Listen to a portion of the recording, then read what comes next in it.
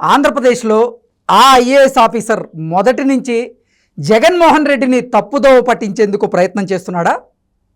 ఇప్పుడు కూడా అదే ఐఏఎస్ ఆఫీసర్ జగన్మోహన్ రెడ్డి కోసం ఆంధ్రప్రదేశ్లోని పలు కాలేజీలు పలు స్కూళ్ళలో ప్రచారానికి తెరలేపారా అంటే అవుననే సమాధానం ఇస్తున్నారు కొంతమంది రాజకీయ విశ్లేషకులు. ఇక ఇదే అంశానికి సంబంధించి మనతో మాట్లాడేందుకు ప్రముఖ రాజకీయ విశ్లేషకులు, ప్రముఖ సీనియర్ జర్నలిస్ట్ సిఎస్ రావు గారు మనతో ఉన్నారు. సార్తో మాట్లాడదు.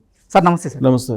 సార్, ఆంధ్రప్రదేశ్లో ఆ ఐఏఎస్ అధికారి మొదటి నుంచి కూడా జగన్మోహన్ రెడ్డిని తప్పుదోవ పట్టించేందుకు ప్రయత్నం చేస్తున్నాడని, ఇప్పుడు అదే ఐఏఎస్ ఆఫీసర్ ఎన్నికల నేపథ్యంలో జగన్మోహన్ రెడ్డికి మద్దతు తెలిపేందుకు జగన్మోహన్ రెడ్డి కోసం పలు కాలేజీలు పలు పాఠశాలల్లో జగన్మోహన్ రెడ్డికి అనుకూలంగా ప్రచారం చేస్తున్నాడు అంటూ కూడా ఒక వార్త ఇప్పుడు సోషల్ మీడియాలో చక్కర్లు కొడుతూ ఉంది.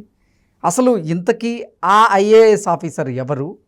ఎందుకు ఆయన జగన్మోహన్ రెడ్డిని మొదటి నుంచి తప్పుదోవ పట్టించేందుకు ప్రయత్నం చేస్తున్నారు? ఇప్పుడు మళ్ళీ ఆయనకి ఎందుకు ప్రచారం చేస్తున్నారు అంటే ఏం చెప్తారు సార్? సో ఒకటి ఏంటంటే ఐఏఎస్ అధికారి ఇప్పుడు జీవనమరణ సమస్య ఆయనకి. జగన్మోహన్ రెడ్డి సీఎం కాకపోతే ఆయన పరిస్థితి, ఆయన పార్టీ పరిస్థితి ఎలా ఉంటుందో, అలాగే జగన్మోహన్ రెడ్డి సీఎం కాకపోతే ఐఏఎస్గా ఈయన కెరీర్ కూడా అలానే ఉండేటువంటి అవకాశం ఉంది. అందుకే జగన్మోహన్ రెడ్డి 100% గెలవాలి అనే కోరుకున్నటువంటి వాళ్ళలో ఐఏఎస్ ఆఫీసర్ ఫస్ట్ ఉంటారు. అందుకే ఆయన ప్రచారం చేస్తున్నారా? అందుకే ఆయన ప్రచారం ఏదో ఒక రకంగా చెయ్యాలి అనేటువంటి యాంగిల్లో ఆయనకు ఉండేటువంటి ఆలోచన ఆయనకు ఉంటుంది కదా. ఐఏఎస్ కాబట్టి ఆయనకి చాలా మేధావితో కూడినటువంటి వ్యవహారం కదా, మేధా సంపత్తితో కూడినటువంటి వ్యవహారం కదా. సో కాబట్టి ఆయన ఏం చేశారు, స్కూలు కాలేజీల్లో ఏ విధంగా ప్రచారం చేయాలి అనే దాని మీద ఆయన బాగా నిష్ణాతుడుగా మారి ఆయన ఏం చేశారు, పేరెంట్స్కి సంబంధించిన కమిటీలు ఈ మధ్యకాలంలో ఏర్పాటు చేశారు. వాళ్ళతోటి డైరెక్ట్ ఇంటరాక్ట్ అయ్యి జగన్మోహన్ రెడ్డి గత 5 సంవత్సరాలుగా విద్యా వ్యవస్థలో ఎన్ని మార్పులు తీసుకొచ్చారు, ఏమేం చేశారు అనే దాని మీద ఈయనే డైరెక్ట్గా ఇంటరాక్ట్ అయ్యి వాళ్ళలో చైతన్యం తీసుకొచ్చేటువంటి ప్రయత్నం చేయడానికి సిద్ధమయ్యారని చెప్పి తెలుస్తుంది. సచివాలయ వర్గాల్లో జరుగుతున్నటువంటి చర్చ ఇప్పుడు. దీంతోపాటు దాదాపుగా ఎవరు ఊహించినటువంటి అంశం ఏంటంటే, ఇప్పుడు స్కూల్లో కానీ కాలేజీల్లో కానీ బైజూస్కి సంబంధించినటువంటి ఇచ్చారు కదా, ట్యాబ్స్ ఇచ్చారు కదా. ఆ బైజూస్కి సంబంధించినటువంటి ట్యాబ్స్లో వాస్తవంగా అయితే నీకు కంటెంట్ తప్ప ఇంకోటి రాకూడదు. దానికి సంబంధించినటువంటి ఏర్పాట్లు ఉంటాయి, దాంట్లో సెట్టింగ్స్ ఉంటాయి. కానీ ఇప్పుడు ఈ మధ్యకాలంలో ఏం చేశారంటే, బైజూస్కి సంబంధించినటువంటి ట్యాబ్ ఓపెన్ చేయగానే ఫస్ట్ జగన్మోహన్ రెడ్డి దర్శనం ఇస్తాడు. ఆ దర్శనం ఇచ్చిన తర్వాత ఆయన నవరత్నాలు దర్శనం ఇస్తాయి. ఆ తర్వాత జగన్మోహన్ రెడ్డికి ఓటు వేయాలి, మనం విద్యా వ్యవస్థను మార్చుకోవాలి అనే నినాదంతో దాంట్లో డిస్ప్లే అవుద్ది యాడ్. ఓకే, యాడ్లు వస్తున్నాయి. యాడ్లు అంత ఏర్పాట్లు చేశారు. బైజూస్కి సంబంధించిన ట్యాబ్స్ స్కూల్ పిల్లలకి కాలేజీ పిల్లలకి ఇచ్చి దాంట్లో కంటెంట్ ఉంటుంది, బైజూస్కి సంబంధించిన కంటెంట్ ఉంటుంది. ఆ కంటెంట్ తప్ప నీకు వేరే రాకుండా సెట్టింగ్స్ చేశారు. కానీ దాంట్లో ఇప్పుడు బ్లూ ఫిల్మ్ కూడా వచ్చే పరిస్థితి తీసుకొచ్చారని చెప్పి ఇప్పుడు దాంట్లో చూసేవాళ్ళు అంటున్నారు. ఎందుకు ఈ యాడ్స్ రావాలంటే కనుక కంపల్సరీ దాన్ని సెట్టింగ్స్ మార్చాలి. ఆ సెట్టింగ్స్ మార్చేశారు. ఆ సెట్టింగ్స్ మార్చేటప్పటికి నీకు యూట్యూబ్లో ఏమైతే వస్తున్నాయో అన్నీ వస్తున్నాయి. యూట్యూబ్లో కావాలంటే బ్లూ ఫిల్మ్ కూడా ప్లే చేసుకోవచ్చు కదా. సో బ్లూ ఫిల్మ్ కూడా ప్లే చేసుకునే అందరూ అని కాదు, కొంతమంది యంగ్స్టర్స్ కదా. సో అలాంటి పరిస్థితి కూడా ఉంది అని చెప్పి ఇప్పుడు ఏపీలో జరుగుతున్నటువంటి చర్చ, ప్లస్ యంగ్స్టర్స్లో జరుగుతున్నటువంటి చర్చ. అంటే నీ యాడ్ని చూపించుకోవడానికి, నీ పార్టీ ప్రచారాన్ని చూపించుకోవడానికి, నీ విద్యా సంస్కరణలు ఏదో చేశారని చెప్పి చెప్పుకుంటున్నటువంటి అంశాలని చూపించడానికి బైజూస్ కంటెంట్లో నీ యాడ్ వేసేది ఏంటి? బైజూస్ నీ కంటెంట్ కావాలంటే నువ్వు ఒక స్టూడెంట్ నువ్వు క్లిక్ చేస్తే ఇమీడియట్గా సబ్జెక్ట్ రావాలి, సబ్జెక్ట్ బదులు యాడ్ వస్తుంది. అది కూడా ఎట్ట పెట్టారు, స్కిప్ యాడ్ కాకుండా మొత్తం కంపల్సరీ చూసేటట్టు పెట్టారు సెట్టింగ్స్.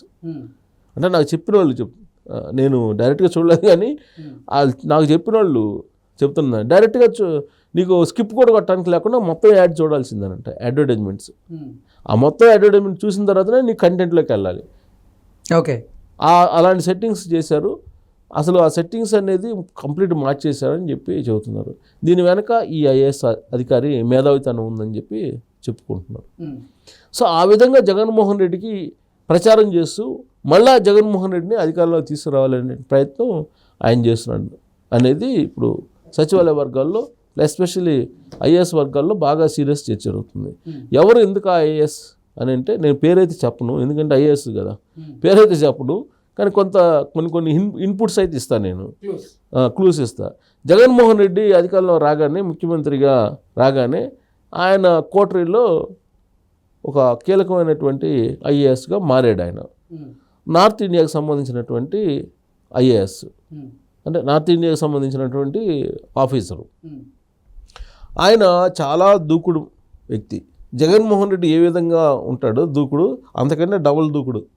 ఆయన ఐఏఎస్గా బాధ్యతలు స్వీకరించినట్టు తొలి రోజుల్లో ఆయన ఒక పొలిటికల్ లీడర్ను కూడా అరెస్ట్ చేయించాడు.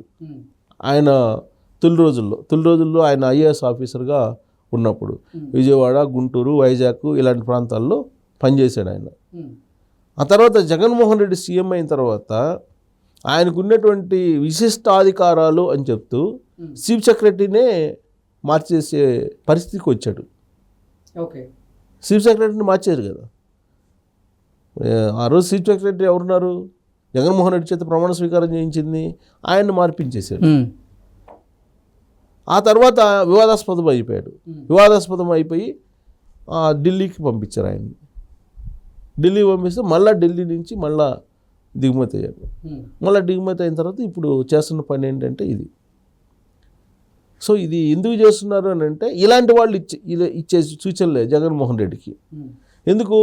వాళ్ళ యొక్క ప్రాముఖ్యత పెరగడానికి రాజ్యాంగానికి విరుద్ధంగా, నిబంధనలకు విరుద్ధంగా కూడా, కోడ్ ఆఫ్ కండక్ట్కి విరుద్ధంగా కూడా కొన్ని సూచనలు, సలహాలు ఇచ్చినందువల్లనే జగన్మోహన్ రెడ్డి ఆడుదాం ఆంధ్ర కార్యక్రమం డిజైన్ చేసింది ఈయనే అంటారు.